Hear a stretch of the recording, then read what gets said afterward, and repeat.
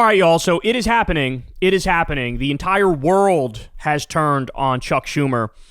He was already at a 29% approval rating, and that's before he caved in this shutdown fight and got absolutely Dickie McGee's axe for it.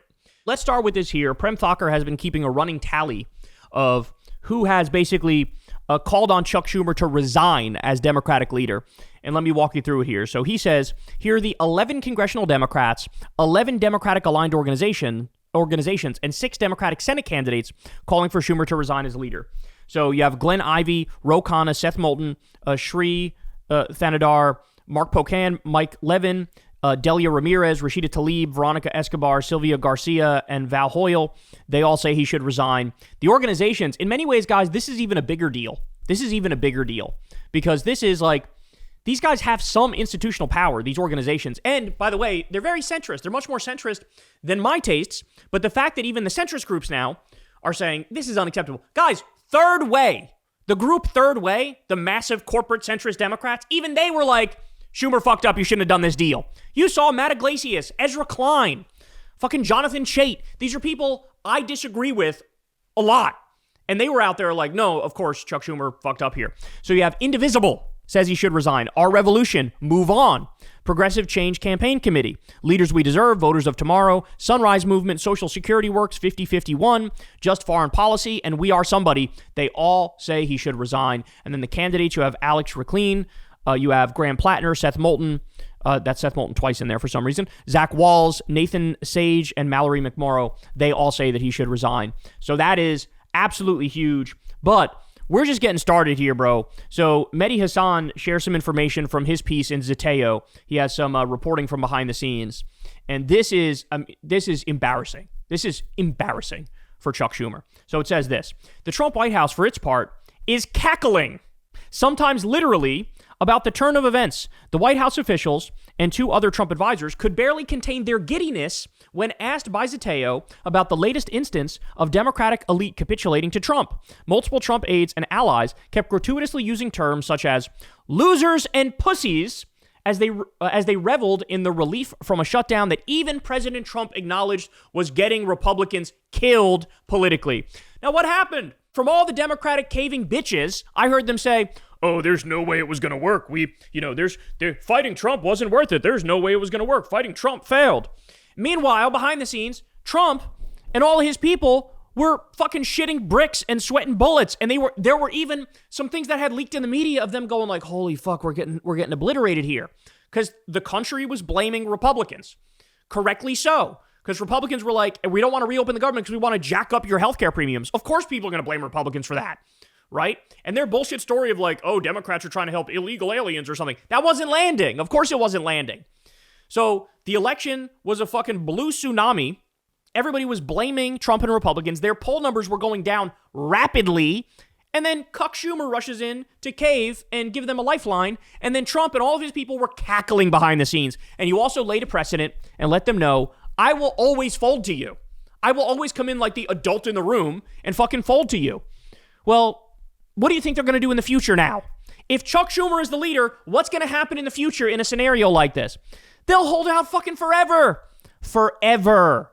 Because you just sent the message, I will always be a bitch.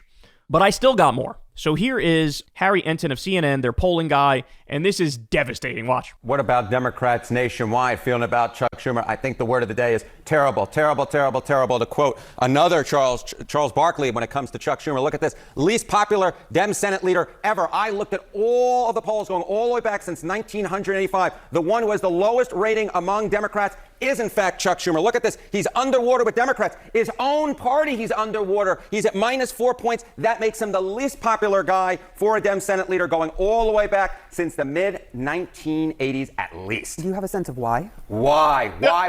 It's because Democrats, they want a fighter. They want a fighter. That's why. Take a look here. Democrats, Dems in Congress do too little to oppose Trump. During the first term, it was just 46% in 2017. That's the percentage of Democrats who said that the Dems in Congress are doing too little to oppose Donald Trump. Look at where we are now. 69%. That is an increase of, get this, 23 points. The super duper majority of Democrats believe that the Democrats in Congress are not doing enough to oppose Donald Trump. That is the Democratic Tea Party. This is what we've been talking about. That's the Democratic Tea Party. That's the entire Democratic base turning into me, turning into you. And you love to see it. It's a beautiful thing. You love to see it because now there's no more hope of like, oh, civility and decorum and bipartisanship and negotiation will get us somewhere positive. People have realized, they woke up to the fact that, oh, we're dealing with psychopaths. We're dealing with people that actively want to harm the country and harm us. That's right. And so how do you deal with somebody like that? You defeat them. And that, of course, is a big, huge criticism of Chuck Schumer, and that is why he is underwater. I knew you were going to do the dip. All right. I always do the dip. I need my exercise in the morning. There has been talks of a challenge to Schumer. What are you saying on that front? Who looks like they're in place to do it? Okay, so you see this opening slide here, and you see, of course, that Chuck Schumer is underwater with Democrats nationally. But, of course, the ultimate way to get Chuck Schumer out of office is to beat him in New York State. So how do New York State Democrats feel about Chuck Schumer? And take a look here. The net favorable among New York Democrats. Chuck Schumer is above water with the Democrats in his home state, but just by 16 points. Look at Alexandria Ocasio-Cortez running way ahead. If she decides to challenge Chuck Schumer and come 2028, she's got a real leg up on the competition. I dare say at this point she would be the favorite to beat him, which would be something that... Ooh, the data nerds are even saying she's a favorite. She's a favorite. AOC, please run for that seat. Please run for that seat. Please go to the Senate. I know she's thinking president. It looks like she's thinking president, but please, you're a shoo-in for the Senate. We could use you in the Senate. It's so important. Would just blow my mind, even just a few years ago, given that Chuck Schumer, of course, is a New York born and bred type of guy. Yeah, those are incredible. Look at that, 30 points ahead. My goodness gracious. That's a lot. Now, remember I told you guys that I think one of the main reasons why Schumer ended up caving is because Thune probably threatened to him, if you don't cave, if you don't take this deal, we're going to blow up the filibuster. I really think that that's a big part of it. And, Schumer's an institutionalist, and so he decided, well, I'd rather cave now and keep the filibuster than lose the filibuster. Now, I think that's a mistake. I think that's a bad idea. But it turns out there's another reason why they may have caved, another compelling reason why they may have caved. Take a look at this. Shout out to David Sirota. This is great reporting from The Lever. And he says, airlines' favorite Democrats just voted to end the shutdown. The Senate Democrats who voted to end the shutdown without extending ACA subsidies took in a third of airlines' PAC-driven election spending last year. So, Republicans may have threatened to nuke the filibuster, and that made them cave. And also, their donors gave them a call and said, hey, the airline industry is really getting fucking hammered here, and we're on the brink of collapse, so you better cave. That is very likely what happened. It was a mix from, industry and donor pressure to people that they literally bought, right? It's a mix of that, and it's a mix of Republicans going, we'll nuke the filibuster, and then we only need 51 votes for anything to pass it, and so you better cave. Now, by the way, it still would have been better to do that, for sure. There's a chance they wouldn't have even done that. There's a chance they would have said, okay, we'll give you some extension on the Affordable Care Act subsidies. But even if they didn't, well, if they nuke the filibuster, then the next time we get power, oh my God, we can actually make positive change. And that's the thing, is Democrats don't want to have to actually do anything when they get power. You think Chuck Schumer and the old guard of the Democratic Party, the corporate centrists, do you think they're interested in Medicare for all and free college and a living wage and ending the wars and a Green New Deal? Do you think they're interested in the PRO Act and making sure workers are in unions? No. Again, they're institutionalists. They're corporate centrists. They don't believe in big change. But we need big change. We're staring down the barrel of fascism. We need to counter that with a real left-wing vision to improve this country. A revolutionary left-wing vision, not this bullshit incrementalism, which has gotten us to this point where the fascists have risen up. More. Many are calling for Chuck Schumer's resignation. What hasn't been reported until now is that any Senate Democrat can offer a motion to challenge his leadership position, and it would have to get a vote within 7 days.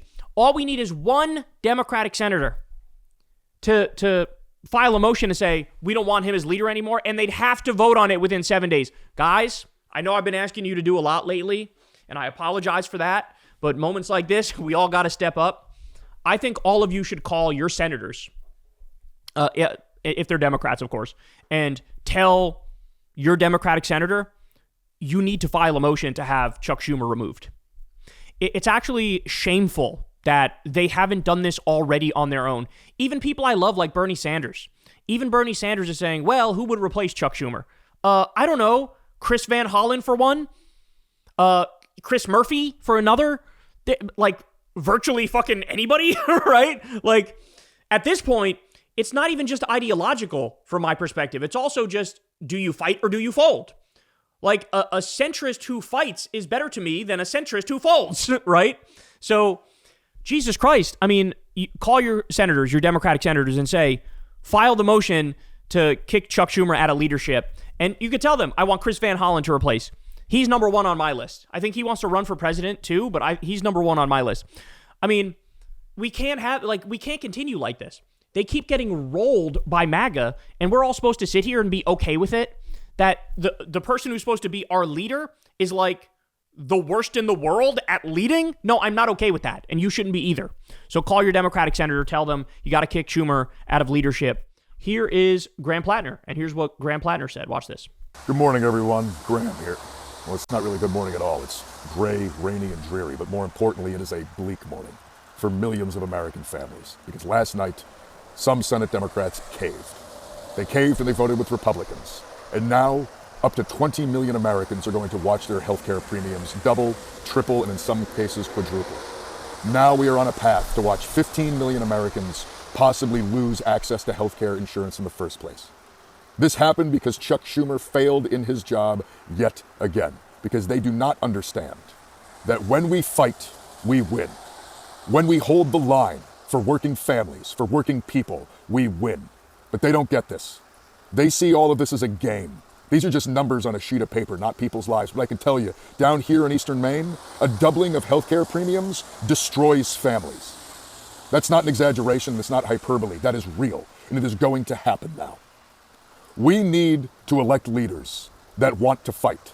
We need to elect leaders that care about people, that care about the actual outcomes of policies. That is why I am asking all of you, call in today. Call your senators, call your congresspeople, call your senators and tell them that Chuck Schumer can no longer be leader. Call your congressmen and tell them that they cannot vote for this when it comes to them on Wednesday. We need to fight back. But sadly, until we elect more Democrats that understand that fighting is what we need to do, we're going to find ourselves in this position over and over and over again. Isn't it refreshing to hear somebody who's running for office that's saying the exact same sort of stuff that I'm saying? I find that incredibly refreshing. All right, how about this from Keith Edwards?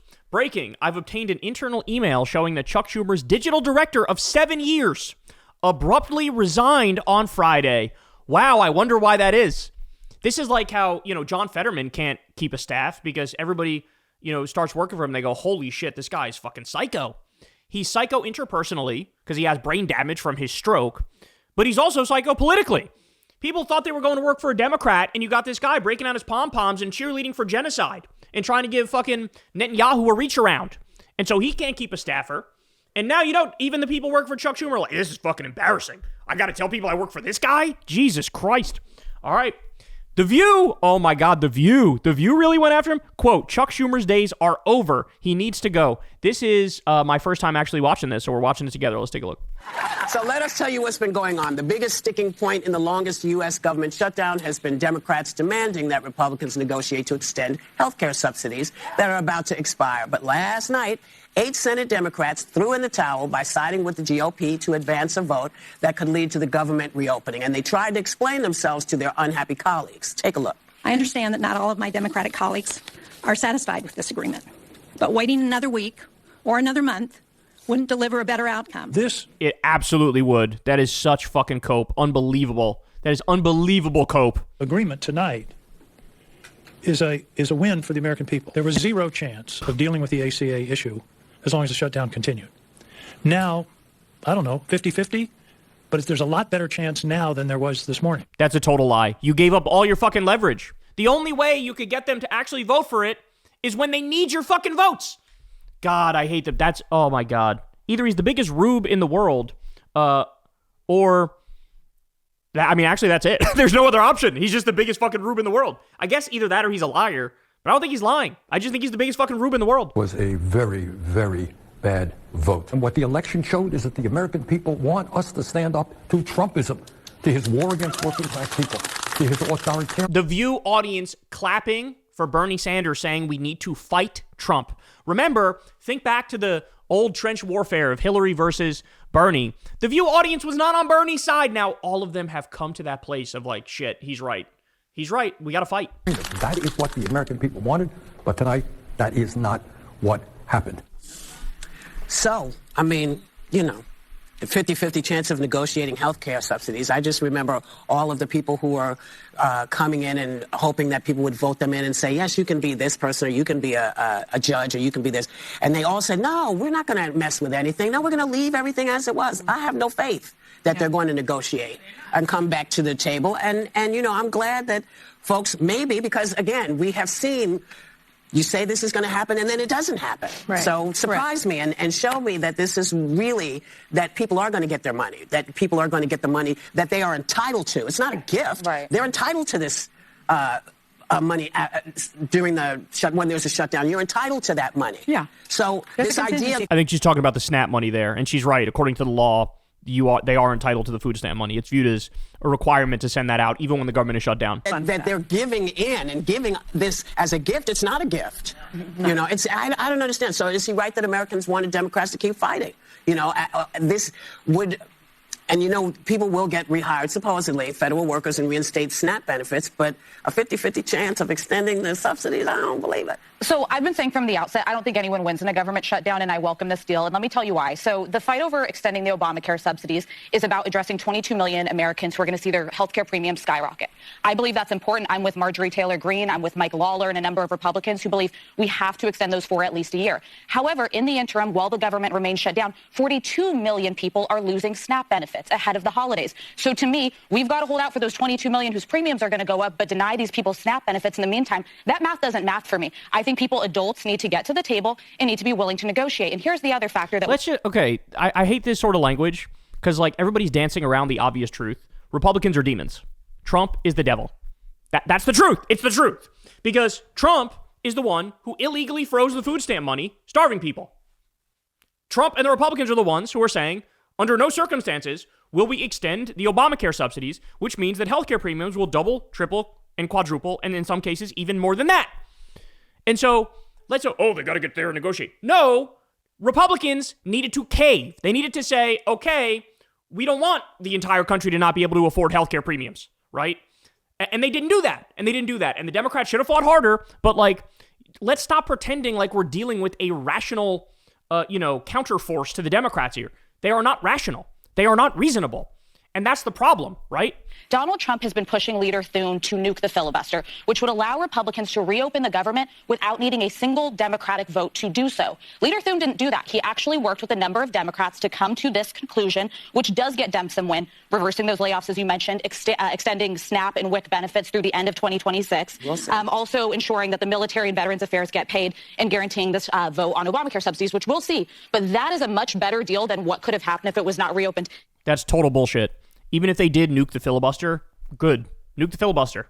It's so clear to Americans what the Republicans are in a scenario like that. And then it finally gives the Democrats a chance to do real change. Finally, Democrats are going to look like losers if they're just attacking each other in this. For some reason, Marjorie Taylor Greene was better at messaging the stakes of this shutdown, it feels like, than a lot of Democrats were. You have to give people the benefits they are entitled to under SNAP. You have to address the underlying issues of the... And who didn't do that?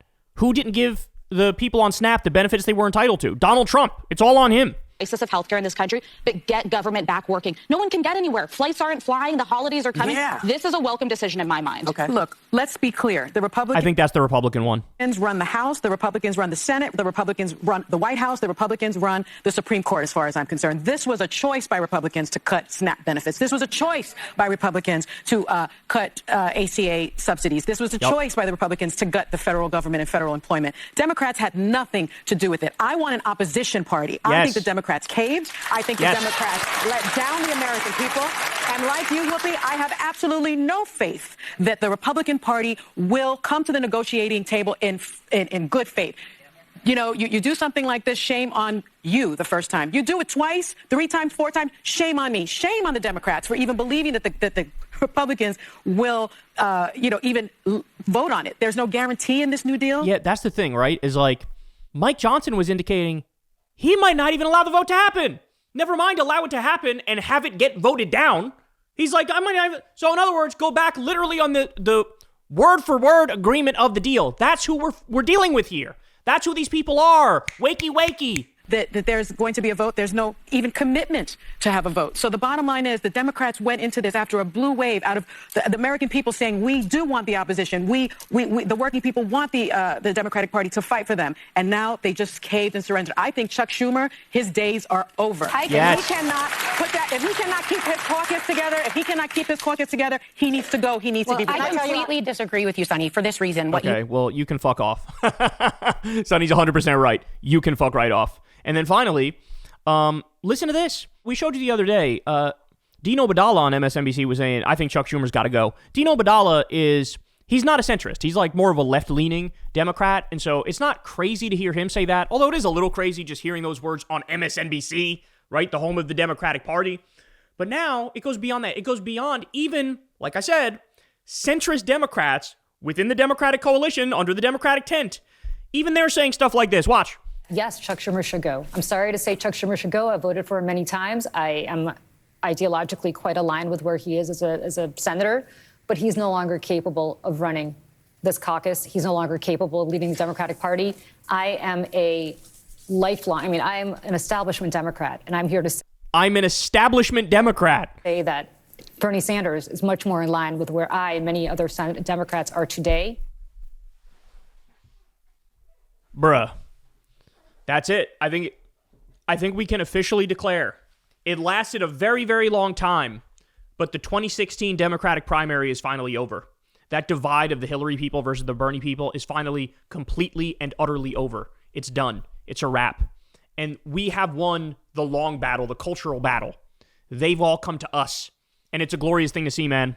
It's a glorious thing to see. Holy shit, it feels good. Bernie Sanders is much more in line with where I and many other Democrats are today than Chuck Schumer is. And, if you would have asked me that 5 years ago, I would have laughed at you. So that just to underscore exactly how furious Democrats are today for putting the country through this without having an out. He's got to go. He's got to go. He can't lead. Nobody likes him. He's wrong about everything. He's showing just immense, colossal weakness at a time when, and let's remember, guys, Trump 2 is not like Trump 1. Trump 2 is way more unhinged, way more extreme, way more fascist. Like, it is mind-boggling that in the face of that, if anything, they're showing more weakness than they did in the first term. Should be the opposite. You need to ramp up the opposition now, given the nature of what's happening, given the stakes that are happening.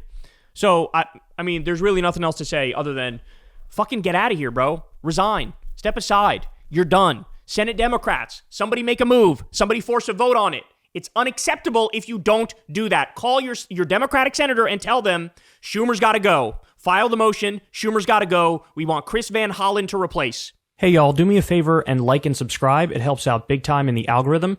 Click the bell as well for notifications when videos drop. And watch that video on screen right now. You know you want to.